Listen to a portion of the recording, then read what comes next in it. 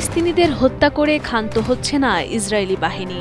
এবার তাদেরই মিত্রদেশ মার্কিন নাগরিক সাইফুল্লাহ মুসাল্লেদকে নির্মমভাবে পিটিয়ে হত্যা করল ইসরায়েলি বসতি স্থাপনকারীরা। নির্মম এই হত্যার তদন্তের দাবি জানায় তার পরিবার, কিন্তু পরিসংখ্যান বলে ২০২২ সাল থেকে এ পর্যন্ত ইসরায়েলি বাহিনী কমপক্ষে ৯ জন মার্কিন নাগরিককে হত্যা করেছে, যার মধ্যে আছেন আল জাজিরার প্রবীণ প্রতিবেদক শিরিন আবু আকলেহও। কিন্তু কোনো ঘটনার ক্ষেত্রেই ইসরায়েল কিংবা যুক্তরাষ্ট্রের পক্ষ থেকে ফৌজদারি অভিযোগ আনা হয়নি।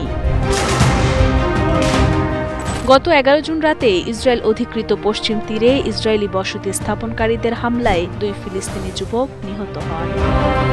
রামাল্লার উত্তরে সিনজিল গ্রামে এই ঘটনায় যুক্তরাষ্ট্রের ফ্লোরিডার বাসিন্দা ২০ বছর বয়সী ফিলিস্তিনি আমেরিকান যুবক সাইফুল্লাহ মুসাল্লেদকে একের পর এক আঘাত করে হত্যা করা হয়, আর ২৩ বছর বয়সী হুসেন আল শালবিকে গুলি করে মেরে ফেলা হয়। সাইফের পরিবার জানায় তাকে এতটাই নির্মমভাবে পেটানো হয়েছিল, অ্যাম্বুলেন্সে তোলার পর হাসপাতালে নেওয়ার পথে সে মারা যায়।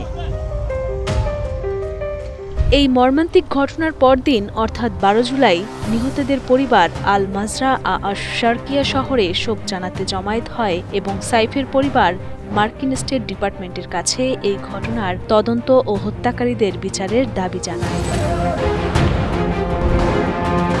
ইসরায়েলি সামরিক বাহিনী জানায় তারা সিনজিল শহরে এই ঘটনার তদন্ত শুরু করেছে। তাদের দাবি, ফিলিস্তিনিরা ইসরায়েলিদের দিকে পাথর ছুড়লে সংঘর্ষ শুরু হয়। সামরিক বাহিনী আরও বলছে তারা ঘটনাস্থলে সামরিক বাহিনীর সদস্যদের পাঠিয়েছিল এবং ভিড় ছত্রভঙ্গ করতে প্রাণঘাতী নয় এমন অস্ত্র ব্যবহার করেছে। মানবাধিকার গোষ্ঠীগুলোর মতে ২০২৩ সালের শেষের দিকে গাজায় হামাসের বিরুদ্ধে ইসরায়েলের যুদ্ধ শুরু হওয়ার পর পশ্চিম তীরে বসতি স্থাপনকারীদের সহিংসতা উল্লেখযোগ্য বেড়েছে।